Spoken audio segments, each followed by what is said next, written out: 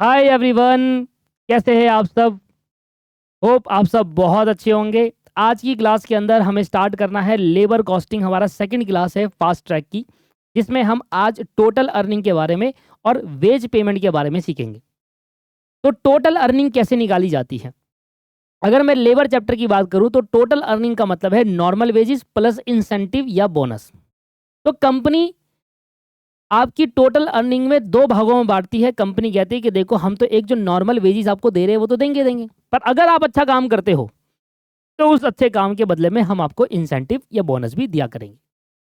भाई मान लेते हैं आपने भाई कम समय में काम पूरा कर दिया, आपने भाई कम कॉस्ट में काम पूरा कर दिया, तो ये एक अच्छी बात है। और अगर अच्छी बात है, टाइम आपने बचाया है, टाइम आपने सेव किया है हमारे कंपनी का, तो हम उस टाइम सेविंग पर जो भी आपका बोनस बनता है, जो भी आपका हमारे को फायदा होता है, उस फायदे में हम आपको कुछ हिस्सा एज अ बोनस प्रोवाइड करेंगे।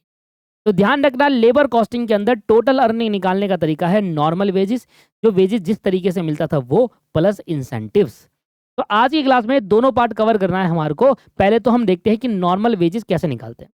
तो सर, वेज पेमेंट के दो तरीके होते हैं, एक होता है टाइम रेट सिस्टम, एक होता है पीस रेट सिस्टम। अगर आप समय के अनुसार पेमेंट करते हैं, जैसे कि आपने 10 घंटे काम करा, मैं 1 घंटे के आपके 100 रुपये दूंगा, 10 घंटे के 1000 रुपये हो गए। तो जब आप टाइम के अकॉर्डिंग आप काम पेमेंट करते हैं, उसको टाइम रेट सिस्टम कहा जाता है। और पीस रेट सिस्टम क्या होता है, जब आप पीस के अकॉर्डिंग काम करते हैं। आप कितना ही समय लगाओ, हमें फर्क नहीं पड़ता, आपने नंबर ऑफ यूनिट कितनी बनाई, हर यूनिट के मैं आपको पैसा दूंगा, हर यूनिट की मैं आपको वेजेस दूंगा। That is called piece rate system. तो टाइम रेट सिस्टम क्या होता है, under this method a wage rate per hour are fixed in advance and total wages of a worker computed by the number of computed by multiplying the wage rate into the hour work। कितने घंटे उसने काम किए, multiply by 1 घंटे की क्या payment rate fixed हुआ था, वेज रेट क्या फिक्स्ड हुआ था, उसको हम टाइम रेट सिस्टम कहते हैं। जहां पर वेज रेट पर आर हम फिक्स कर देते हैं कि 1 घंटा काम करोगे तो 10 रुपए देंगे, 10 घंटे काम करोगे तो 100 रुपए देंगे। तो टाइम के अनुसार जब हम पेमेंट करते हैं तो हमारा वेज रेट कैसे निकालेंगे, टोटल कितने घंटे काम किए और टोटल कितने घंटे काम किया और 1 घंटे की हम उसको कितने पेमेंट कर रहे हैं। जैसे कि एग्जांपल, उसने 80 घंटे काम किए थे और 1 घंटे के मैं उसको 100 रुपए दे रहा हूं, तो 8000 रुपए उसकी वेजेस बनती है। That is called normal wages, जो उसका बनता है। कितने घंटे काम करूंगा उतने में दूंगा। इसके साथ हम इसको बोनस भी देंगे, पर बोनस तब देंगे जब ये कुछ टाइम बचाएगा। बोनस की कहानी बाद में। पर सोचो, अगर हम वेज रेट से पेमेंट नहीं कर रहे, मतलब टाइम रेट से पेमेंट नहीं कर रहे, पीस रेट से कर रहे, तो कैसे होगा। पीस रेट में होता यह है कि आप कितने यूनिट बना रहे हो, हर यूनिट बनाने के आपको कुछ अमाउंट फिक्स पे करा जाता है। देखिए, देखो भैया, 1 यूनिट बनाओगे तो मैं आपको 10 रुपए दूंगा। अब आप 80 यूनिट बना रहे हो तो मैं आपको 8000 रुपये पे करूंगा। तो यूनिट के हिसाब से जब आप पेमेंट करते हो, that is called piece rate system. Under this method a piece rate per unit is fixed in advance, कि 1 यूनिट के कितने पैसा पेमेंट होगा। And the total wages of a worker are computed by, और total wages of worker compute करी जाएगी by multiplying the piece rate with the total piece produce. कितने घंटे काम करा उससे फर्क नहीं पड़ता, पीस रेट को कितने पीस प्रोड्यूस करे उससे आप करोगे। तो total piece produce multiply by wage rate per piece. Example, कि आपने 2500 पीस प्रोड्यूस करे थे, 2500 यूनिट प्रोड्यूस करी है, और 1 यूनिट प्रोड्यूस करने के आपको देंगे 25 रुपए, तो 2500 के मिलते हैं आपको 62,500 रुपए। तो इस तरीके से हमने देखा कि वेज पेमेंट को करने के दो ही तरीके हैं, एक टाइम रेट सिस्टम से और एक पीस रेट सिस्टम से, और खत्म हो गया। तो हमने ये देखा कि नॉर्मल वेजेस कैसे निकालते हैं। तो नॉर्मल वेजेस निकालने के दो तरीके हैं। अब हम बात करते हैं इंसेंटिव। जब नॉर्मल वेजेस और इंसेंटिव दोनों जोड़ देते हैं, तब जाकर निकल कर आता है क्या, टोटल अर्निंग। टोटल अर्निंग मतलब कितना लेबर ने कमाया। ठीक है सर, चलिए देखिए, इंसेंटिव बहुत सारे तरीके के हैं, जितने भी आपके सिलेबस में होंगे सारे कवर कराएंगे। आज के लेक्चर के अंदर दो मेन इंसेंटिव हम डिस्कस कर रहे हैं, जिसका नाम है हेल्थ से प्रीमियम प्लान और रोवन प्रीमियम प्लान। ये दो मेन इंसेंटिव है, पेपर में ज्यादातर फोकस इंस्टीट्यूट इन्हीं दो पे करता है। तो प्रीमियम प्लान और इंसेंटिव मेथड्स क्या है, हमारे को दो मेथड दिए गए जो मेन मेथड है। अगर कोई भी अगर और मेथड इसके अंदर ऐड ऑन होते हैं या एक्स्ट्रा आते हैं सिलेबस में, वो आपको अलग से ऐड करा दिया जाएगा। अभी के लिए आज की क्लास में मैं आपको दो के बारे में 10 से समझा रहा हूँ, और होंगे तो और आगे क्लास को ऐड ऑन कर देंगे। प्रीमियम बोनस या इंसेंटिव मेथड कहता है कि देखो, अगर आप इधर दो पर्सन थे, एक हेल्थ से था और एक ब्रोवन था। हेल्थ से ने कहा कि मैं इसके अपने अकॉर्डिंग प्रीमियम मतलब अपने अकॉर्डिंग बोनस इंसेंटिव देना चाहता हूँ, मेरे अकॉर्डिंग इंसेंटिव इस तरीके से होना चाहिए। इसका सोचने का नजरिया अलग था और रोवन का सोचने का नजरिया अलग था। अब देखिए रोवन और होवन के क्या सोचने का नजरिया थे। हेल्थ से प्रीमियम प्लान क्या कहता है, हेल्थ से support time rate system. Health से कहता है देखो पीस रेट पे हम बोनस नहीं कंसिडर करेंगे, अगर आप टाइम के हिसाब से पेमेंट कर रहे थे तब आप हमारा इंसेंटिव प्लान ले सकते हो एज अ बोनस देने के लिए। तो लेट सपोज कि आपकी कंपनी है और आपकी कंपनी में पीस रेट सिस्टम पे वेजेस देते हैं, तो फिर आप बोनस की जो इंसेंटिव या बोनस उसको देना चाहते हो तो हेल्थ से प्रीमियम के अकॉर्डिंग आप नहीं दे सकते, क्योंकि हेल्थ से प्रीमियम सपोर्ट करता है टाइम रेट सिस्टम। जो company wages time rate system के अकॉर्डिंग पे कर रही है वहीं पर इंसेंटिव स्कीम के लिए हेल्थ से प्रीमियम प्लान का यूज करेंगे। अकॉर्डिंग टू दी हेल्थ से premium plan, if the worker complete his job before the time allowed, जितना टाइम उसको दिया गया था काम करने को उससे अगर पहले काम कर लेता है, लेट सपोज उसको 10 घंटे दिए थे काम करने को और उसने 8 घंटे में वो काम कर दिया, तो बताओ अच्छा काम करा ना, तो उसको बोनस देना चाहिए नहीं देना चाहिए? देना चाहिए। क्यों देना चाहिए? क्योंकि ये मोटिवेट होगा, तो हमने कहा भाई ये देखो तुमने 10 घंटे का काम 8 घंटे में करा तो 2 घंटे तुमने हमारे बचाए, तो उस 2 घंटे से जितना भी हमारा पैसा बचा, जितना भी हमारा सेविंग हुई उसका हम 50% आपको दे देंगे। तो हेल्थ से के अकॉर्डिंग कहता है जितना टाइम आप बचाओगे उस टाइम की जो वेजेस उस टाइम की जो वेजेस कंपनी को बियर करनी पड़ती जो आपने हमारा बचाया, तो हम उसके बदले का 50% आपको देंगे, 50 हम रख लेंगे। एग्जाम्पल के तरह समझिए, लेट सपोज कि आपके पास टाइम अलाउड दे रखा है 10 घंटे का, एक्चुअल टाइम उसने लिया 8 घंटे। तो टाइम अलाउड का मतलब क्या है कि किसी भी काम को करने के लिए आपको 10 घंटे दिए गए थे, ठीक है, आपने वो काम करा 8 घंटे में, 1 घंटे के हम आपको 150 रुपये देंगे। तो मुझे बताओ आपने कितने घंटे काम किया? 8 घंटे। तो देखो 8 घंटे आपने काम किया, 8 घंटे आपने काम किया 150 रुपये के हिसाब से, एक तो नॉर्मल वेजेस आपकी बन गई कि जितने घंटे काम करोगे उसके हिसाब से 8 घंटे 150 के हिसाब से नॉर्मल बन गया 1200 रुपये, तो ये बन गया। सर आपने कितना टाइम बचाया? सर 10 घंटे मिले थे आपको काम करने के लिए, फिर भी आपने वो काम 8 घंटे में कर दिया, तो आपने 2 घंटे बचाए। तो आपने क्या करा, 10 में से 8 को माइनस कर दिया, तो आपने कितना टाइम सेव करा? 2 घंटे। 2 घंटे के कितने बन रहे थे पैसे? सर 2 घंटे के 150 रुपये के हिसाब से बनते कितने रुपए? 150 इंटू 300 रुपये बनते। मतलब अगर आप यही काम 10 घंटे में करते, तो कंपनी को ये 300 रुपये और पे करने पड़ते, जो कंपनी के बच गए क्योंकि आपने जल्दी काम करा। ये कंपनी कह रही है जो भी आपका टाइम सेव का वेजिस है, जो हमारा बच गया, टाइम सेव जो बच गया, उसका 50% हेल्थ से प्रीमियम कहता है इंप्लॉय को दे दो और 50% आप रख लो। दैट्स कॉल्ड हेल्थ से प्रीमियम प्लान। तो क्या करेंगे, इस 300 का 50% निकालेंगे, कितना आएगा? 150। तो अब 1200 तो ये मिलेंगे इसको नॉर्मल, और 150 रुपये ये मिलेगा, टोटल हो गया 1350 रुपये, जो एक लेबर की टोटल अर्निंग मानी जाएगी। समझ में आ गया नहीं आया? आइए सर देखिए मैं आपको इधर समझाता हूँ ये कैसे निकाला गया। हमने कहा भाई टोटल अर्निंग कैसे निकालोगे? Normal wages plus bonus. Wages कितना निकलेगा? जितना घंटे उसने काम किया होगा। उसने 8 घंटे काम किया, 150 के हिसाब से 1200 रुपये उसको मिल गए। और सर उसने कितना टाइम बचाया? हमने कहा 2 घंटे बचाया उसने। 2 घंटे 150 रुपये के हिसाब से कितने की पेमेंट करनी पड़ती? अगर ये नहीं बचाता तो कंपनी को 300 की पेमेंट करनी पड़ती। इसके टाइम सेव करने से कंपनी के 300 रुपये बच गए।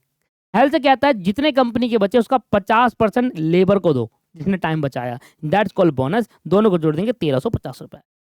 अब स्टूडेंट दिमाग लगा रहा है, स्टूडेंट कह रहा है कि सर एक बात बताओ, अगर ये काम 10 घंटे में करता, अगर ये काम जल्दी ना करके 10 घंटे में करता, तो 10 घंटे इंटू 150 रुपये के हिसाब से इसको तो 1500 रुपये मिलते, और बोनस के साथ इसको मिल रहे 1350 रुपये। इसका तो नुकसान हो गया भाई, जल्दी काम करेगा तो 1350 रुपये मिलेंगे बोनस जोड़ने पर, और अगर 10 घंटे में ही करेगा लेट काम, मतलब जितना टाइम दिया था उतने में ही करेगा, तो 1500 रुपये मिलेंगे। तो ये तो सर कंप्लीट नहीं हुआ, ये तो गड़बड़ हो गई, गलत। आप कंपैरिजन गलत कर रहे हो। आप यहाँ पर टोटल इनकम को 10 घंटे से जोड़ रहे हो। आपकी इनकम कितनी है? 1500 रुपये, 10 घंटे की है ना। अब 10 घंटे की इनकम आप 8 घंटे की इनकम से जोड़ोगे तो हमेशा 8 घंटे की कमी आएगी ना भाई। इसको भी तो 8 घंटे की करो तभी तो कंपेयर करने पाएगा, या इसको 10 घंटे में कन्वर्ट करो। भाई जो वर्कर 10 घंटे का काम 8 घंटे में कर रहा है, वो अपने 2 घंटे बचा रहा है, वो 2 घंटे भी तो कहीं और काम कर रहा होगा। ऐसा तो नहीं है कि वेट कर रहा है कि अच्छा 8 घंटे में कर दिया अब 2 घंटे में रेस्ट करूंगा, तो फिर क्या फायदा हुआ? फिर तो आपको नुकसान ही है। आपने 10 घंटे का काम 8 घंटे में करा, और जो 2 घंटे बचा वो उसमें आपने कोई और काम कर लिया, उसके भी तो 2 घंटे के हिसाब से 150 रुपये मिलेंगे आपको। तो 300 आपको वो मिलेंगे जो आपने टाइम सेव करा, उस टाइम की जगह पर कोई और बचा लिया, तो 1350 प्लस 300 1650 रुपये हो गए। तो जब आप कंपेरिजन करते हो तो आप गलत कंपेरिजन कर रहे हैं। 10 घंटे को कंपेयर कर रहे हैं 8 घंटे से, इसलिए हमेशा 8 घंटे वाला कम दिखता है।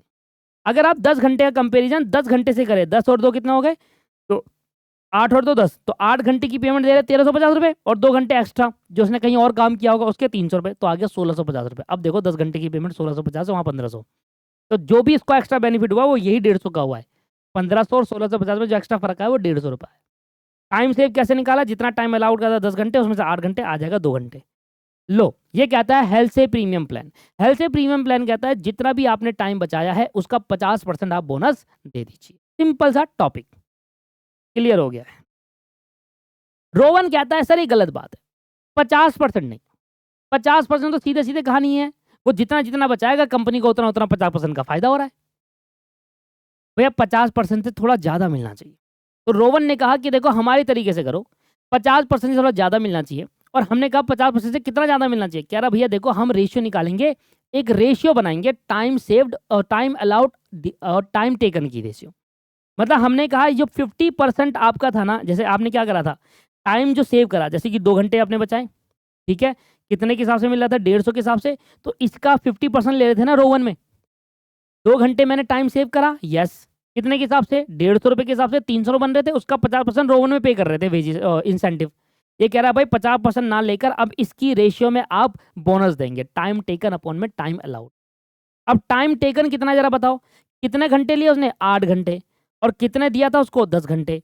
तो इसका मतलब इसका अगर मैं परसेंटेज कैलकुलेट करूं तो बेसिकली ये 80% आ गया सर, आपको 50 की जगह 80% मिल रहा है। तो रोवन वाले प्लान के अंदर होता ये है कि एक रेशियो मेंटेन करता है, ये डायरेक्ट परसेंटेज नहीं देता, कहता है time taken divided by time allowed, इसकी रेशियो में बोनस मिलना चाहिए, और इसकी रेशियो से हमेशा बोनस ज़्यादा आएगा एज कम्पेयर टू प्रीवियस। समझ में आया नहीं आया, अब बताओ कैसे करेंगे। हम कहेंगे सीधी सी कहानी है, देखो ये फॉर्मूला, हम कहेंगे देखो 10 घंटे का काम दिया था उसको, 8 घंटे में उसने करा, 2 घंटे उसने टाइम बचाया 150 के हिसाब से। सबसे पहले मैं निकालूंगा उसने कितने घंटे काम किए, नॉर्मल वेजेस, 8 घंटे काम करा, 150 के हिसाब से 1200 रुपये आ गया, ठीक है सर, ठीक है।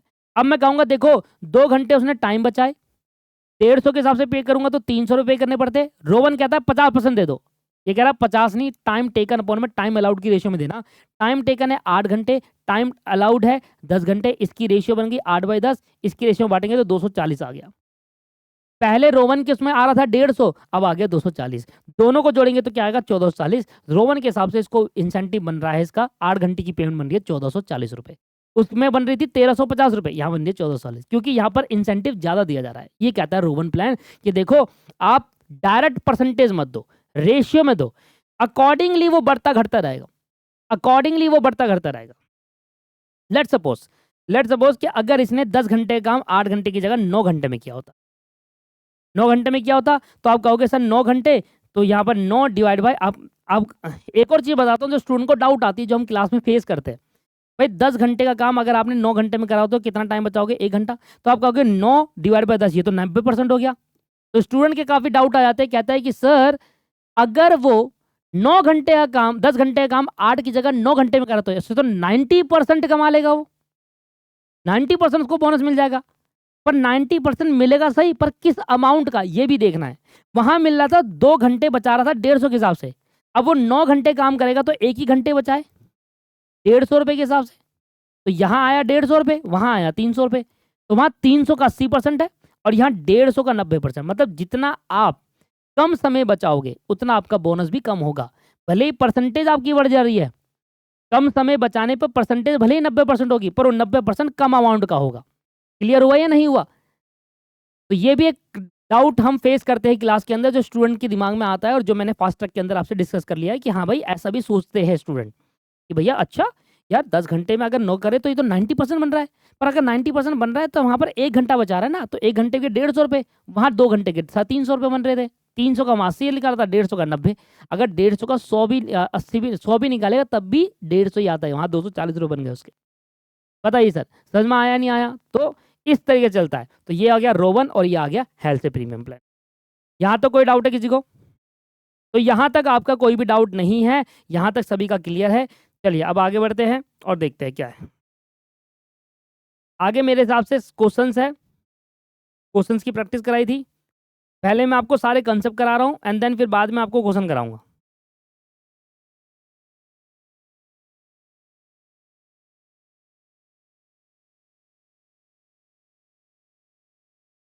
आ जाओ, एक कॉन्सेप्ट ऑफ ओवर टाइम भी देख लेते, टाइम है तो भी ये कॉन्सेप्ट है, ये भी देख लेते एक बार।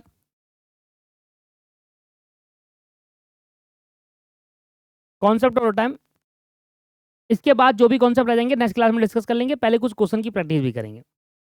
Work done beyond the normal working, अगर आप कोई काम नॉर्मल वर्किंग आवर से ज्यादा करते हो तो उसको हम ओवर टाइम कहते हैं। सिंपल सी बात है, normal working hour let suppose 10 घंटे का था, आपने 11 घंटे करा, तो जितना आपने ज्यादा करा 1 घंटा, वो आपका ओवर टाइम माना जाएगा। सिंपल सी कहानी।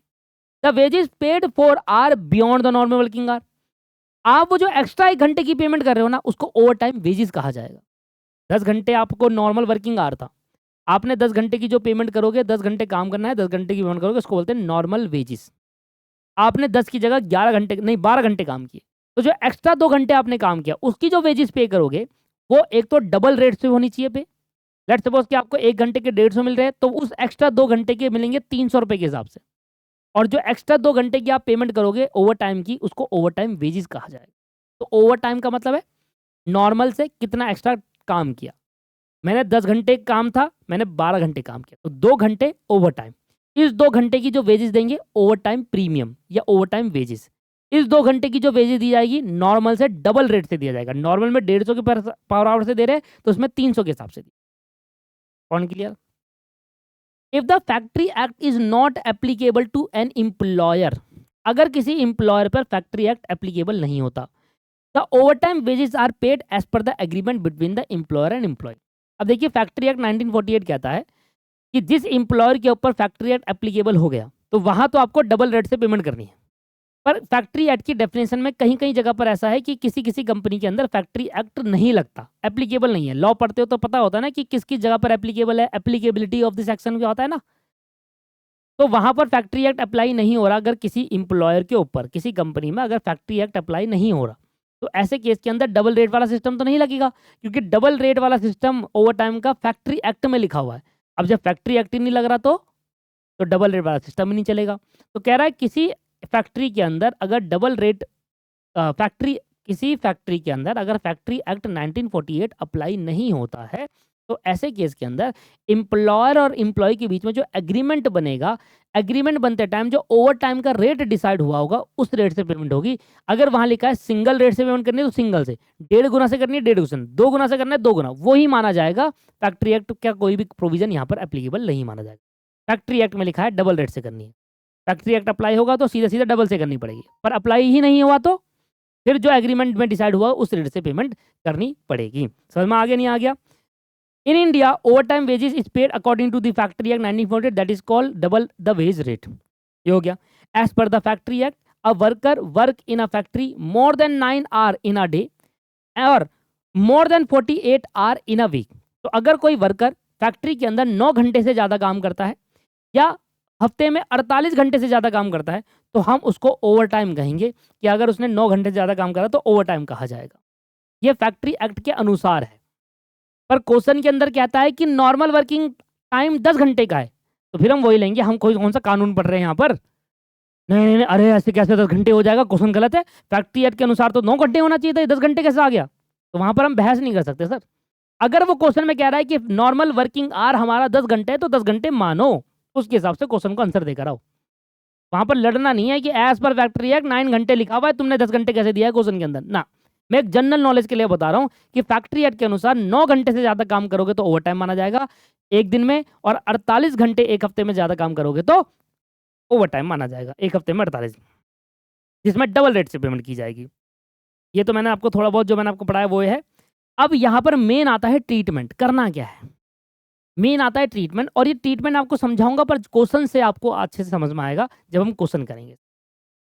अगर ओवर टाइम की वजह अर्जेंसी ऑफ वर्क है, बहुत ज़्यादा अर्जेंट था इस वजह से वर्करों से ओवर टाइम कराया, तो ओवर टाइम का जो पैसा होगा, ओवर टाइम का जो अमाउंट होगा, वो फैक्ट्री ओवरहेड में चार्ज किया जाएगा। फैक्ट्री ओवरहेड पता है ना कहाँ आता है? कॉस्ट शीट में, वहां पर डाल दिया जाएगा ओवर टाइम का पैसा।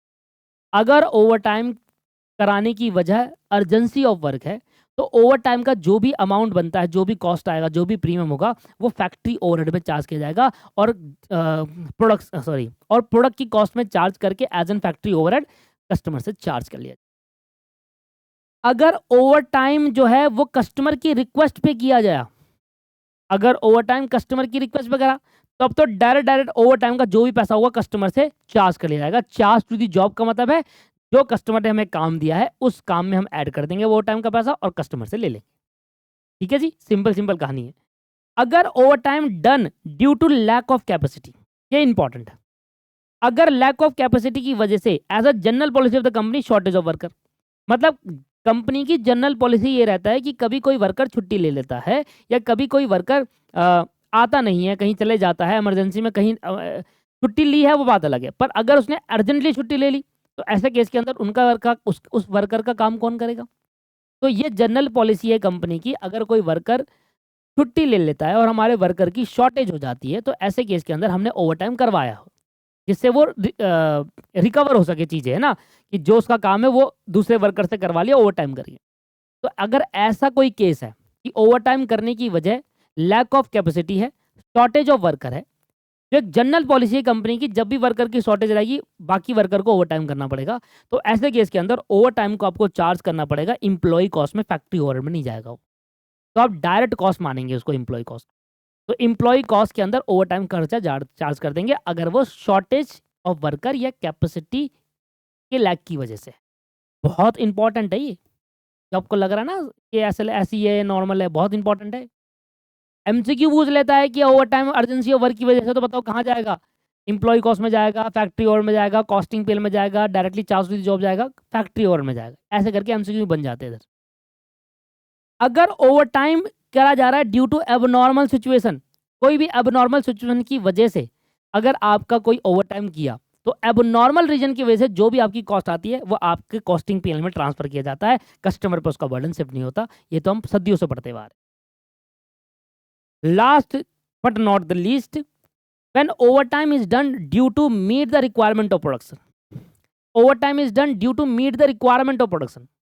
कभी कभी ऐसा होता है कि प्रोडक्शन बहुत ज़्यादा हो जाता है और प्रोडक्शन बहुत ज़्यादा होने की वजह से हमारा काम अर्जेंट आ जाता है। अर्जेंसी वाला केस है ये। कैसा वाला केस है? अर्जेंसी वाला।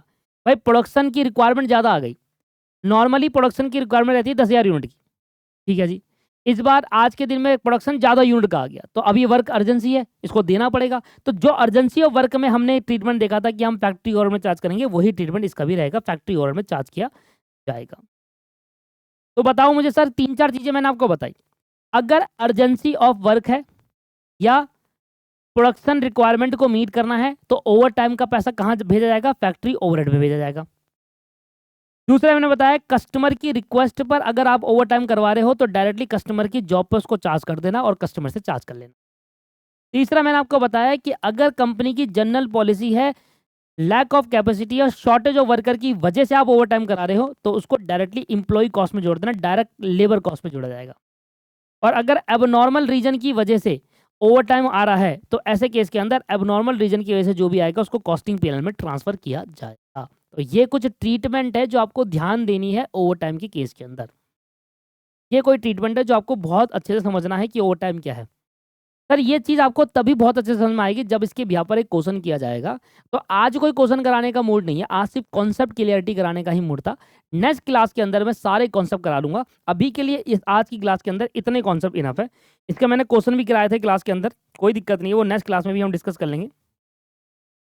और कोई कॉन्सेप्ट अभी मैं नहीं करा रहा, ठीक है सर। चलिए, तो नेक्स्ट क्लास में हम क्वेश्चन करेंगे और नेक्स्ट क्लास के अंदर हम बाकी क्वेश्चन भी कवर कर लेंगे। आज की क्लास छोटी ही रखते, ज़्यादा बड़ी नहीं रखते, इतनी ही रखते आज। तो हमने आज की क्लास में सबसे पहले टोटल अर्निंग निकालना सीखा, उसका कंसेप्ट देखा। टाइम रेट सिस्टम और पीस रेट सिस्टम होता है। टाइम रेट सिस्टम और पीस रेट सिस्टम में हमने सीखा, उसमें हम देखा इंसेंटिव होते हैं। दो टाइप के इंसेंटिव हमने आज सीखे, रोवन प्लान और health save plan. Rowan plan में टाइम सेव का 50% देते हैं। हेल्थ सेव प्लान में जो टाइम सेव्ड का जो भी आता है वेजेस, उसका हम टाइम टेकन अपॉन में टाइम अलाउड की रेशियो में देते हैं। ओवर टाइम प्रीमियम की अगर बात करूं तो ओवर टाइम प्रीमियम का जो ट्रीटमेंट है वो कई सारे ट्रीटमेंट है। अब नॉर्मल रीजन की वजह से है तो कॉस्टिंग पीएल में ट्रांसफर करा जाएगा। अर्जेंसी ऑफ वर्क की वजह से है तो फैक्ट्री ओवर में ट्रांसफर करा जाएगा ओवर टाइम को। प्रोडक्शन रिक्वायरमेंट को मीट करना है तो फैक्ट्री ओवर में ट्रीट करा जाएगा।